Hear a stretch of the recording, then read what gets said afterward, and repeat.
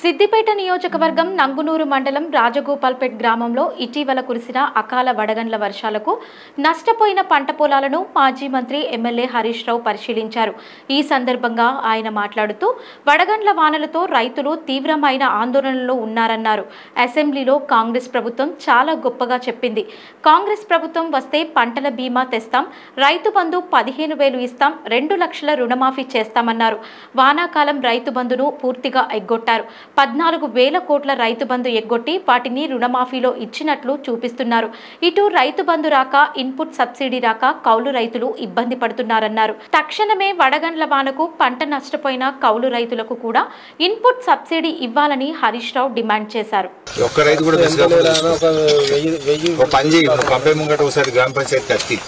అత్యంత ఏదైనా మిస్ అయినా వచ్చి ఒక పూట ఆడ కూర్చొని మీరు రాసుకోండి.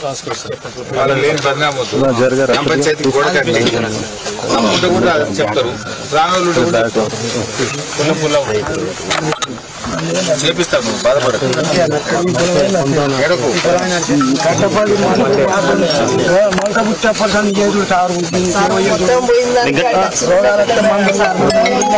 చెప్పిన ఇంటనే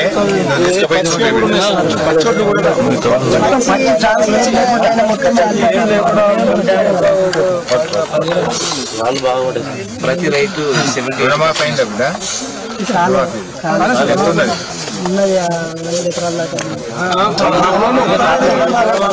మొన్న ఉదయం పూట వడగళ్ల వానతో సిద్దిపేట జిల్లాలో తీవ్రమైనటువంటి నష్టం జరిగింది. ఇవాళ రైతులు చాలా ఆందోళనలో ఉన్నారు. రాష్ట్ర ప్రభుత్వం పంటల బీమా చేస్తామని శాసనసభలో బడ్జెట్లో నిధులు కూడా కేటాయించి మొండిచేయి చూపింది. నిజంగా పంటల బీమా చేసుంటే ఇవాళ రైతులందరికీ మేలు జరిగేది. అసెంబ్లీలో చెప్పి బడ్జెట్లో నిధులు పెట్టి పంటల బీమా చేయకుండా రాష్ట్ర రైతాంగానికి తీవ్రంగా అన్యాయం చేసింది ఇవాళ కాంగ్రెస్ ప్రభుత్వం. పంటల బీమా బడ్జెట్లో పాస్ అయ్యి కూడా చేయకపోవడం ఇది రాష్ట్ర ప్రభుత్వం యొక్క తప్పు. అందువల్ల పంటల బీమా కింద రైతులకు ఏ రకమైన సాయం అయితే అందుతుందో ఆ రకంగా ఎకరానికి 25,000 రూపాయల ఆర్థిక సహాయం చేసి రైతులందరినీ కూడా ఆదుకోవాలని చెప్పి ఈరోజు నేను ప్రభుత్వాన్ని డిమాండ్ చేస్తా ఉన్నా. ఇప్పుడు నేను చినకోడూరు మండలం ఇబ్రాహీం నగర్ గ్రామంలో ఉన్నాను. ఇక్కడ ఏ రైతుని అడిగినా రుణమాఫీ కాలేదని చెప్తా ఉన్నారు. అంటే కేవలం ఒక 40 పైసలు రుణమాఫీ అయింది, 60 పైసల మందికి ఇంకా రుణమాఫీ కాలేదు. రైతు బంధు గురించి మాట్లాడిస్తే ఆటాన మందికి కూడా రైతు బంధు పడలేదు, ఇంకా ఆటాన మందికి రైతు బంధు డబ్బులే రానటువంటి పరిస్థితి ఉన్నది. అంటే ఈ రకంగా ప్రభుత్వం మాటలు ఎక్కువ, రేవంత్ రెడ్డికి చేతలు తక్కువ. రేవంత్ రెడ్డి మాటలు కోటలు దాటుతున్నాయి. రుణమాఫీ అయిపోయిందంటుండు. నేను మొన్న అసెంబ్లీలో అడిగిన, అయ్యా బట్టి విక్రమార్క గారు రండి, మా సిద్దిపేటలో ఏ ఊరికి పోదామో రండి, లేదు నీ మదిరే నియోజకవర్గంలో ఏ ఊరికి రమ్మంటే వస్తా, అందరికీ రుణమాఫీ అయితే నేను ముక్కు నేలకు రాస్తా, నువ్వు రాస్తావా అని అడిగిన. అసెంబ్లీలో కూర్చొని మాట్లాడుతుండ్రు తప్ప ఇలా గ్రామాల్లోకి వచ్చి మీరు మాట్లాడతలేరు. పాపం మా రైతుల పరిస్థితి ఏంది? ఇప్పుడు ఇక్కడ పెద్ద ఆయన కొంతం నర్సయ్య ఇలా మాట్లాడిస్తే పాపం వాళ్ళ రైతులు, నాకు రైతు బంధు పడలేదు, రుణమాఫీ కాలేదు, దాని సోపతికి ఇప్పుడు వడగళ్ల వానబడి పంట అంతా కూడా నష్టమైందని చాలా బాధపడుతున్నటువంటి పరిస్థితి. ఒక్క సిద్దిపేట జిల్లాలోనే 12,000 ఎకరాలకు పైగా మొన్న పడ్డ వడగళ్ల వానకు నష్టం జరిగింది. గత వారం వడగళ్ల వాన పడి గత వారం దాదాపు 3-4 ఎకరాలు పోయింది. ఈ వారం 12,000 ఎకరాలు పోయింది. అంటే రెండు కలిపితే 16,000 ఎకరాలు ఒక్క సిద్దిపేట జిల్లాలో నష్టం జరిగింది. అంటే 6 కాలం కష్టపడి పెట్టుబడి అంతా పెట్టి చెమట చుక్కలు పడిచి బుక్క నోట్లకు పోయే సమయానికి పంట ఇక రేపో మాపో కోస్తమానంగా ఈ రాళ్లు పడి చాలా నష్టం జరిగింది. పాపం రైతులు చాలా దుఃఖంలో ఉన్నారు. అందువల్ల ఈ ప్రభుత్వం ఇప్పటికైనా రేవంత్ రెడ్డి నువ్వు దేవుళ్ల మీద ఒట్టు పెట్టినావు, ప్రతి ఊరు దేవుడి మీద ఒట్టు పెట్టినావు. మా మెదక్ జిల్లాలో పాపన్నపేట అమ్మవారి మీద ఒట్టు పెట్టినావు, మెదక్ చర్చి మీద ఒట్టు పెట్టినావు, వేములవాడ రాజన్న మీద ఒట్టు పెట్టినావు, యాదాద్రి లక్ష్మీనరసింహస్వామి మీద ఒట్టు పెట్టినావు. ఒట్టు పెట్టి దేవుడి మీద ఒట్టు పెట్టి మాట తప్పితే పాపం తగులుతుంది. ఇవాళ చాలా మంది రైతులకు రుణమాఫీ కాలేదు.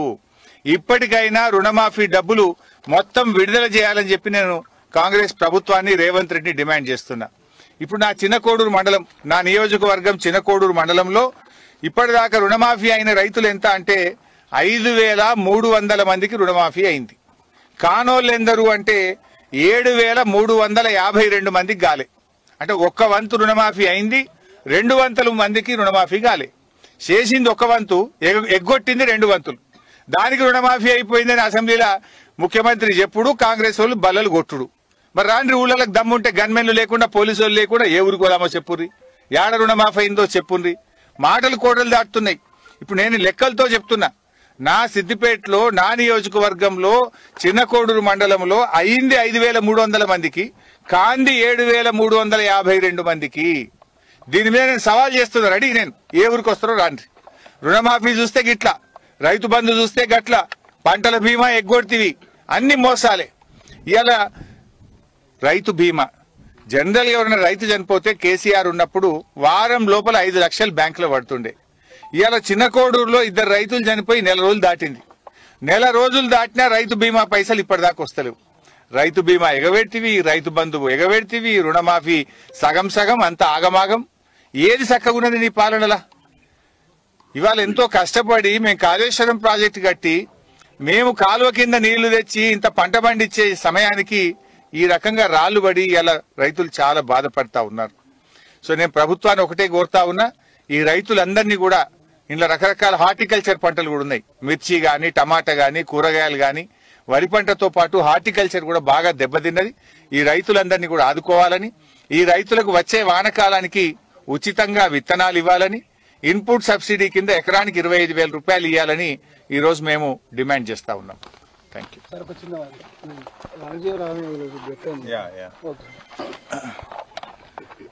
పద్మశ్రీ అవార్డు గ్రహీత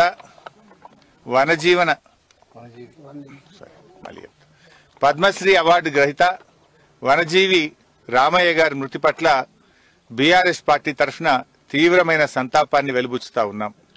పాపం ఆయన భార్య జీవితమంతా కూడా చెట్ల పెంపకం కోసం, అడవుల పెంపకం కోసం ఆయన తన జీవితాన్ని మొత్తం కూడా త్యాగం చేసినటువంటి మహనీయుడు. ఆయన ప్రతి క్షణం కూడా ఒక్కొక్క చెట్టును కూడా కాపాడడానికి ఎంతో ప్రయత్నం చేసిండ్రు. ఈ రేవంత్ రెడ్డి ఇవాళ ఏదో సంతాపం ప్రకటించినట్టున్నాడు. ఇది ఎట్లుందంటే హంతకుడే సంతాపం చెప్పినట్టున్నది. చెట్లు నరకుడు రేవంత్ రెడ్డి వంతు, చెట్లు పెట్టుడు రామయ్య వంతు. చెట్లు పెట్టి అడవులను పెంచిన రామయ్యకు ఇలా రేవంత్ రెడ్డి గారు సంతాపం చెప్తుండ్రు. ఇది ఎట్లుందంటే హంతకుడే సంతాపం చెప్పినట్టున్నది. నువ్వు హార్టికల్చర్ యూనివర్సిటీలో 100 ఎకరాల్లో ఉన్న చెట్లన్నీ నరికినవు. నిన్న హైదరాబాద్ సెంట్రల్ యూనివర్సిటీలో 150 ఎకరాల్లో చెట్లన్నీ నరికినవు. ఇవాళ సుప్రీంకోర్టు మొట్టికాయలేసింది, నీకు హైకోర్టు మొట్టికాయలేసింది. కేంద్రంకెళ్ళి పర్యావరణ శాఖ అధికారులు వచ్చి ఇవాళ చాలా మంది అధికారులు నీ పుణ్యమాన్ని బలయ్యే పరిస్థితి పడ్డది. ఇవాళ చాలా మంది నువ్వు చేసిన ఆగమాగం పనులకు, నీ తొందరపాటుకు ఇవాళ ఐఏఎస్ అధికారులు, ఐఎఫ్ఎస్ అధికారులు, ఐపీఎస్ అధికారులు బలైపోయే పరిస్థితి వచ్చింది. ఇవాళ వాళ్ళు ఉద్యోగాలు పోయే పరిస్థితి ఏర్పడ్డది, వాళ్ళు జైళ్లకు పోయే పరిస్థితి ఏర్పడ్డది. ఇది ఎవరి పుణ్యం? రేవంత్ రెడ్డి యొక్క దుందుడుకు చర్యల వల్ల, తప్పుడు పనుల వల్ల, ఆగమాగం పనుల వల్ల నీ తప్పుడుకు ఇలా అధికారులు బలైపోయే పరిస్థితి ఏర్పడ్డది. ఇక వనజీవి రామయ్య గారికి నువ్వు సంతాపం చెప్తే నవ్వుతున్నారు. ఇవాళ పాపం రామయ్య గారు ఆయన జీవితాన్ని త్యాగం చేసిండు.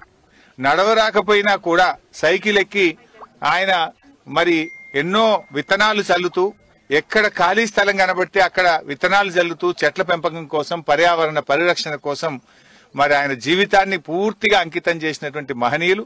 వారి కుటుంబానికి, వారి మృతి పట్ల ప్రగాఢమైనటువంటి సానుభూతిని తెలియజేస్తూ వారి ఆత్మకు శాంతి చేకూరాలని, నిజంగా రామయ్య గారి ఆత్మశాంతి చేకూరాలంటే ప్రతి ఒక్కరం కూడా వారిని ఆదర్శంగా తీసుకొని మొక్కలు పెంచండి, పెట్టిన మొక్కలను కాపాడండి. అడ్డదిడ్డంగా చెట్లు నరకొద్దు. చెట్లను కాపాడితేనే అవి మనను కాపాడుతాయి.